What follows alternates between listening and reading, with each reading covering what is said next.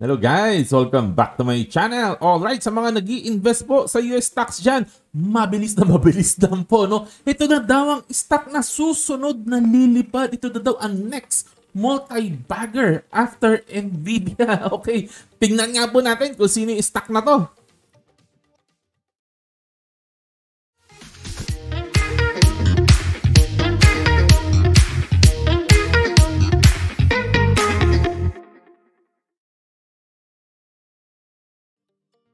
Welcome back! Ayan, the next year's stock na lilipad. Try lang natin no, kung ilan po sa inyo ang interested po no, sa mga stocks sa US. No? Ayan. No? So, kasi marami po no, ang, kung hindi sa, ano po, no, sa hindi po nakakaalam, lumipad po talaga yung Nvidia. Tingnan nyo na lang po yung presyo niya nung 2019.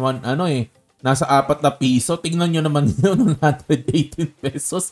Kung nakapasok kayo doon, grabe. Times, ano ba ito? Times 25 ba ito? Times 30? Ay, grabe, no? So, pero syempre, hindi naman tayo lahat ganong kaswerte. Yung iba kasi na late, no? Maliban natin na magkakaroon ng AI boom na syempre, ang talagang sure na mananalo sa AI boom na yan, yun nagpo-provide po ng tool, no, which is si Nvidia, yung kanilang mga AI chips na ginagawa po kasi silang lang yata no ang pinakamalaking mag-supply po nito, no. Well, anyways, kung late na po kayo at naghahanap kayo ng susunod na lilipad, yun po ang ating pag-uusapan, no? Kasi may pag-asa pa in case na hindi nyo po narinig at natutulog kayo sa pansitan habang ghost month, no? Habang kayo natutulog-tulog sa ghost month, no? Gigisingin kayo ni Kuya John. Pero bago ang lahat, supportahan nyo po ako sa aking Patreon page at sa aking Facebook, no? Bakit nyo kailangan sumali sa aking Facebook? Para turuan nyo ko ng social media dahil ako ay isang taong syusyunga-syunga. Alright!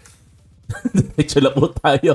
So, bakit ako biglang nag-feature ng US stock na hindi ko naman po madalas ginagawa po, no? Kasi pinuputakte na po ako sa email ko, no? Kasi yung mga iba't ibang subscription po ako, no, sa mga value investing mga sources. Pare-parehas at dumating sa inbox ko the past 2 or 3 days po, no? Pare-parehas po sila ng sinabi, no? Ano po ang i-feature natin? Si Starbucks Coffee. At kung hindi nyo po napapansin, no? Medyo sumipa na po ito ng konti, no? The past few days, no? Ayan. Kasi, ang Starbucks po kasi, no? For the past how many years, no? Paminsan-minsan, nagkakaroon talaga ng problema, no? Na hindi din na talaga nasusustain yung expectation ng investor. At tuwing nagkakaproblema ang Starbucks, no? Sa history po niya, pinababalik po nila si Howard Schultz, no? Siya yung OG, pinaka-OG talaga na CEO na humawak at nagpalago ng Starbucks, no, for how many years, no, itong si Howard Schultz, no? Well, anyways, and meron po news na nagpa-excite sa buong market. Kita nyo naman, no, from 76, mga ganyan, 70 something, biglang sumipa ng almost 100 na po ito, no? Nasa 90 plus level na po si Starbucks. Kasi nga po, may nangyari. Ano, kanina ka pa? Ano ba yung nangyari, Kuya John? Kasi may bago po silang CEO na ipapalit, no? Ayan, papasok na po ang CEO ng Chipotle, no? At siya po ay pupunta na sa Starbucks. Siya na ang magiging CEO ng Starbucks na si Brian Nicole. At talagang sobrang naging excited ang lahat ng investor dahil dito kay Brian Nicole, okay, no? So, bakit siya exciting? Kasi legendary daw po ang galing nitong ni Brian na to, no? Nitong si Brian, napakagaling po talaga, lalo na sa food daw po, no? Bakit? Ito po, in-screenshot ko po yung isa sa newsletter na natanggap ko kasi nung nasa sa Chipotle po siya, no? Ano ba to Chipotle? Tacos yata ito, no? Mexican food yata ito, kung hindi ako nagkakamali. Hindi pa, matagal na kasi akong, hindi nakabalik ng US, so wala akong kaalam-alam dito sa Chipotle, no? Well, anyways, during the tenure as CEO, no, ni Brian Nicole, no, na-double niya yung revenue ba? Basta na-double niya eh. Grabe yung growth, no? Tapos, yung profit niya, ay dito pala sa Wikipedia, no? Yung profit na multiply by 7 times, no? Yung profits daw po nitong ni Chipotle during his tenure sa Chipotle, no? And yung stock daw po ng Chipotle lumipad by 800%. So 8x po ito. So doon talaga excited ng mga tao kasi nakikita nila na ita-turn around nitong ni Nicole itong Starbucks, no, sa mga current problems niya at hindi lang hindi lang makaka-recover sa current profits niya, kundi it will soar to new heights, no? Okay, palalakihin niya po talaga ito. At tingnan po natin si Chipotle, tingnan nga natin. In the past, so medyo mura-mura lang po siya, no? Na dumadaan lang po siya ng mga 8-8. Pero tingnan niyo po yung graph, talagang lumipad, no?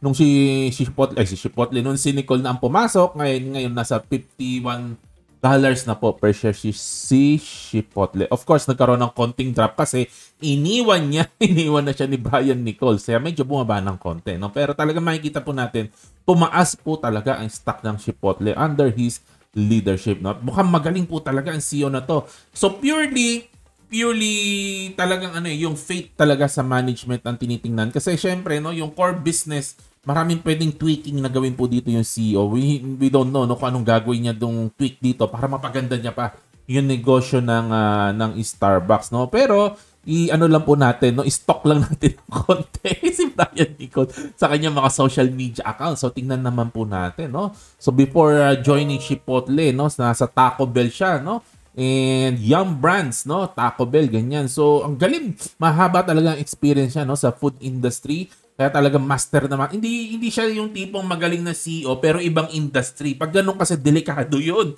Halimbawa, no, galing ka sa food, no, tapos ikaw magiging CEO ng Nvidia o kaya ikaw magiging CEO ng AMD, tagilid po 'yun kasi ibang industry. And nangyayari po 'yun katulad po sa Apple, 'di ba?